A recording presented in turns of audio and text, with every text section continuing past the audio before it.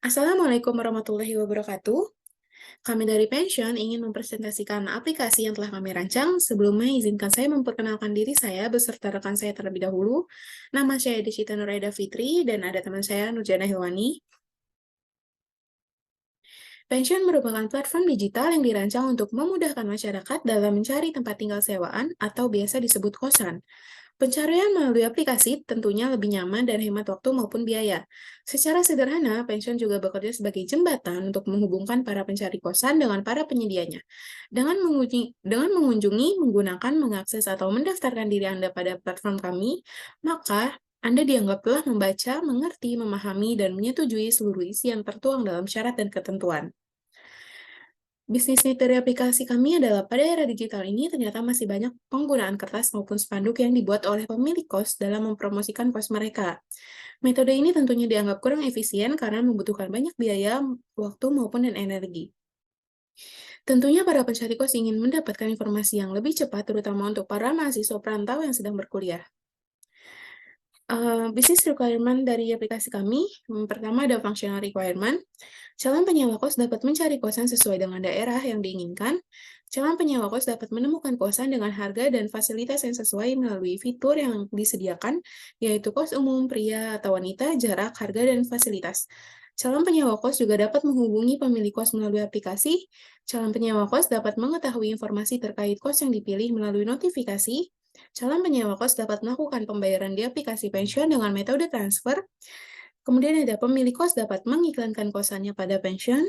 Pemilik kos dapat memasukkan kriteria kos. Pemilik kos dapat berkomunikasi dengan calon penyewa melalui aplikasi. Kemudian pemilik kos juga dapat mengetahui informasi pembayaran atau penyewaan melalui aplikasi. Yang kedua ada non-functional requirement. Pertama ada operational requirement. Aplikasi dapat digunakan pada sistem operasi Android dan iOS. Aplikasi dapat diakses pada 24 jam. Sistem dapat melakukan backup secara harian, serta aplikasi dapat menyesuaikan ukuran layar pada device. Yang selanjutnya ada performance requirement. Yang pertama, aplikasi dapat memberikan informasi melalui notifikasi pada layar handphone. Selanjutnya, proses pencarian berdasarkan kategori terhitung cepat. Kemudian proses pembayaran berlangsung dengan cepat. Selanjutnya, aplikasi dapat diakses kapanpun dan dimanapun. Selanjutnya ada security requirement. Hanya pengguna yang telah melakukan verifikasi yang dapat memesan dan melakukan pembayaran, serta hanya pemilik kos yang dapat mengedit halaman pada iklan kos. Yang terakhir ada usability requirement.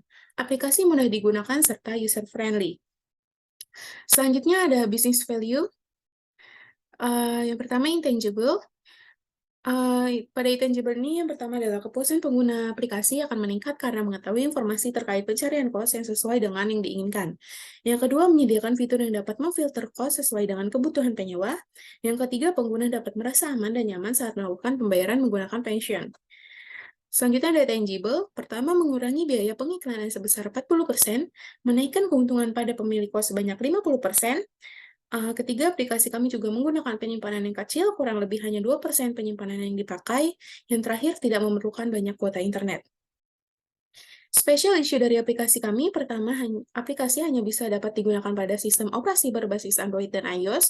Aplikasi tidak bisa diakses melalui website ataupun desktop, dan jika terjadi error pada bank yang digunakan, maka proses pembayaran akan terhambat. Selanjutnya ada sistem analisis dokumen yang akan dijelaskan oleh Nurjana Hilwani. Baik, terima kasih Desita. Di sini saya akan mempresentasikan dari tabel data, analisis data, dan informasi. Untuk informasi pertama terdapat user pensiun yang berisi sumber data, nama, alamat, nomor telepon, email, username, password, foto, dan jenis kelamin. Untuk pemilik kos memiliki sumber data, nama pemilik kos, email pemilik kos, alamat, jenis kelamin pemilik kos, serta nomor telepon. Untuk fasilitas kamar kos terdapat data jumlah kamar mandi, data kasur, data lemari dan meja, data adanya AC, data ukuran kamar, dan data stok kamar. Untuk informasi fasilitas kos terdapat data nama kos, tipe kamar kos, data internet atau wifi, data tempat parkir, data lokasi, data harga, data kos berdasarkan gender. Untuk pembayaran kos, terdapat informasi nama, nama kos, nominal pembayaran, dan kode transaksi. Untuk informasi pengiklanan, terdapat data nama kos, foto kos, fasilitas, alamat, serta harga yang akan tertera pada kos. Selanjutnya terdapat tabel analisis aktor. Untuk aktor pertama yaitu penyewa kos. Di sini sebagai pengguna dari aplikasi pensiun serta merupakan orang yang mencari kos. Lalu untuk pemilik kos merupakan pemilik kos yang akan mengiklankan serta menyewakan kos atau kontrakannya di aplikasi pensiun. Serta aktor yang terakhir yaitu admin, pemegang hak akses tertinggi yang mengatur pengaturan user serta pengaturan privilege.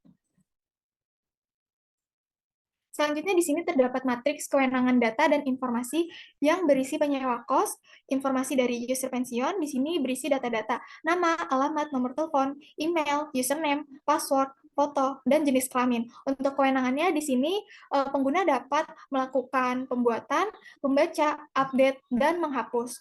Untuk penyewa kos dan informasinya di sini fasilitas kamar kos, data yang terdapat yaitu data jumlah kamar mandi, data kasur, data lemari dan meja, data adanya AC, data ukuran kamar, dan data stok kamar di sini memiliki kewenangan yang mana hanya dapat membaca. Untuk aktor penyewa kos berupa informasi dari fasilitas kos yang berisi data nama kos, tipe kamar kos, data internet atau wifi, data tempat parkir, data lokasi, data harga, dan data kos berdasarkan gender. Di sini kewenangan yang dimiliki berupa membaca.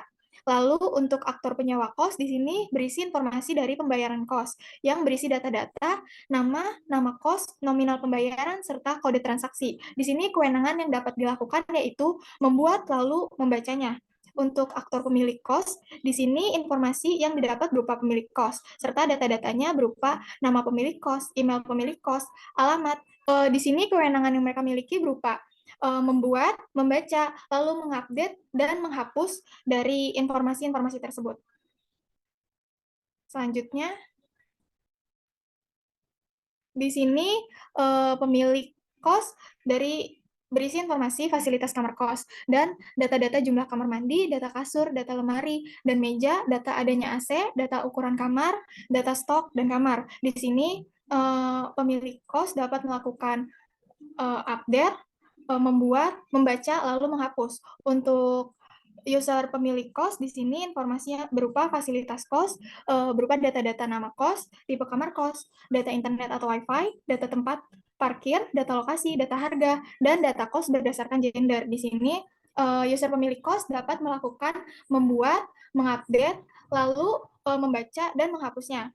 Untuk user pemilik kos di sini informasi pembayaran kos berupa data-data nama, nama kos, nominal pembayaran, dan kode transaksi. Di sini kewenangan yang mereka miliki hanyalah membaca. Untuk user pemilik kos, di sini juga terdapat informasi pengiklanan yang berisi data-data, nama kos, foto kos, fasilitas, alamat, serta harga yang akan tertera. Di sini kewenangan yang dimiliki oleh pemilik kos berupa membuat lalu mendelete-nya.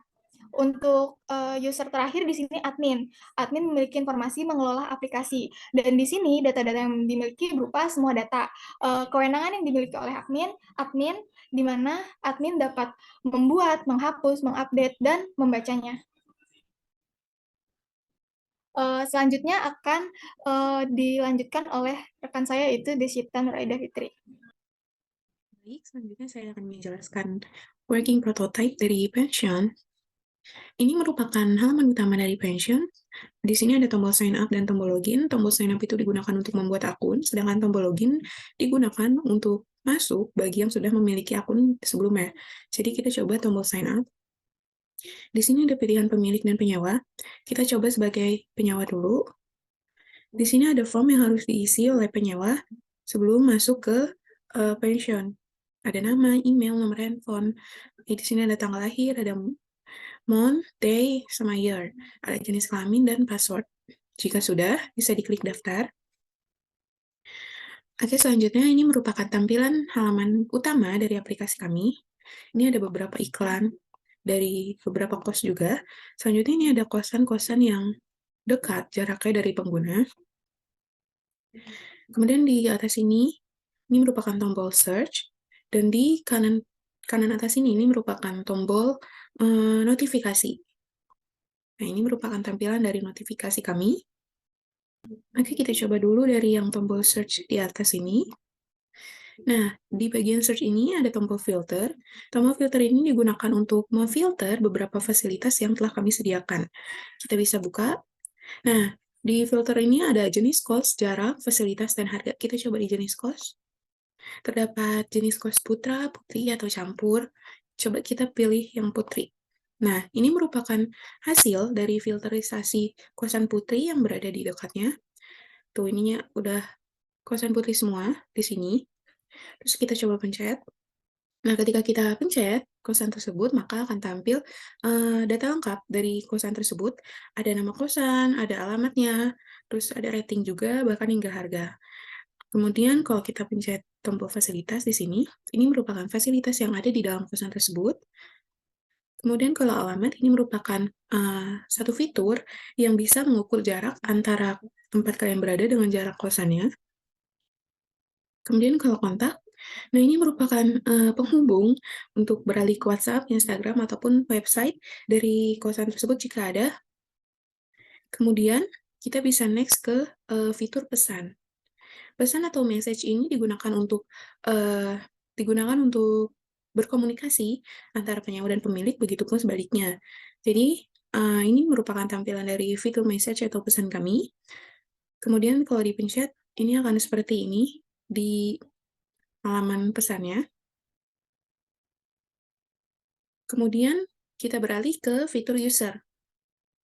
Fitur user ini digunakan untuk melihat atau mengubah profil dari user.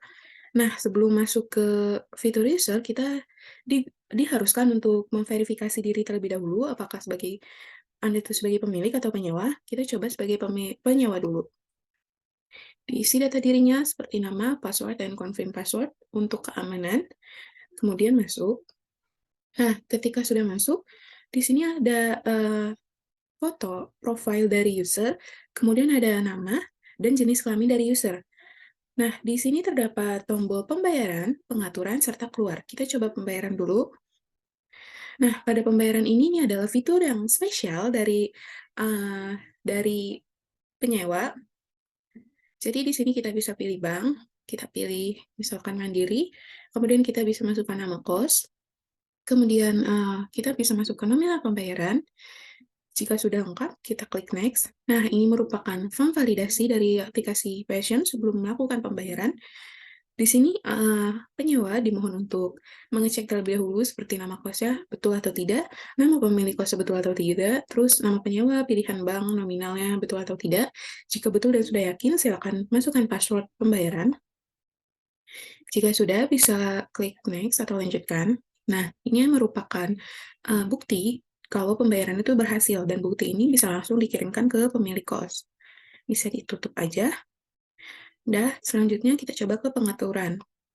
Di pengaturan ini ada password, nama, email, nomor telepon, jenis kelamin, tanggal lahir, beserta dengan foto profilnya. Itu bisa diubah semua di sini.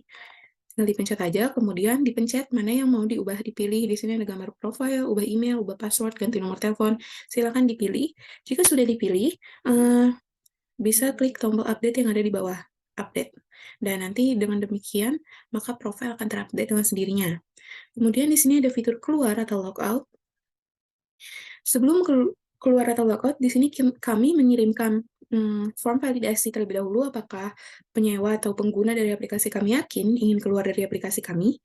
Jika tidak, maka aplikasi akan kembali ke tampilan home. Tapi jika yakin, maka aplikasi akan memunculkan notifikasi seperti ini. Terima kasih telah menggunakan aplikasi kami, dan ucapan selamat tinggal. Oke, next kita beralih coba login sebagai pemilik. Di sini langsung ke user aja ya, karena untuk selebihnya tuh sama. Yang membedakan adalah fitur yang ada di user profile.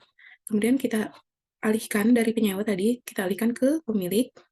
Sama, pemilik juga harus memverifikasi dirinya terlebih dahulu. Di sini sama ada nama, password, dan confirm your password. Kemudian masuk. Nah, kalau pemilik kos itu di sini masih ada foto profile, kemudian ada nama serta nama kos yang dimilikinya. Nah, untuk fitur ada pengiklanan, pengaturan, dan keluar. Nah, fitur pengiklanan ini merupakan fitur yang spesial yang dimiliki oleh pemilik. Jadi, pembeda di antara pemilik dan penyewa adalah fitur pengiklanan dan pembayaran. Fitur pengiklanan hanya dapat diakses oleh pemilik, sedangkan fitur pembayaran itu hanya dapat diakses oleh user. Kita coba di fitur pengiklanan. Nah, ini, adalah form yang harus diisi nantinya untuk mengiklankan kos kalian. Kita pilih nama kos dulu. Nah, di sini bisa ditulis nama kosnya. Setelah ditulis, bisa klik next, terus, masukkan foto kosannya, pilih foto, terus klik next. Nah, ini merupakan form untuk mengisi fasilitas-fasilitas yang ada di kos, seperti kamar mandi, dapur, WiFi jenis kos, dan fasilitas tambahan lainnya harap diisi selengkap mungkin. Kemudian klik next. Nah, ini merupakan alamat yang harus diisi oleh, pemilik. Alamat ini harus diisi secara lengkap dan rinci. Jika sudah, bisa klik next. Ini merupakan form untuk harga. Harga yang ditulis di sini merupakan harga per bulan, untuk kos. Kemudian klik next. Nah, jika sudah maka akan, tertera notifikasi seperti ini, iklan kosanmu akan segera diposting. Kita bisa klik aja selesai. Jika sudah selesai pengiklanannya, maka iklan nantinya akan ditampilkan di halaman home depan. Kemudian, di sini ada fitur pengaturan. Untuk fitur pengaturan masih sama, ada password, nama, email, nomor telepon, jenis kelamin, tanggal lahir.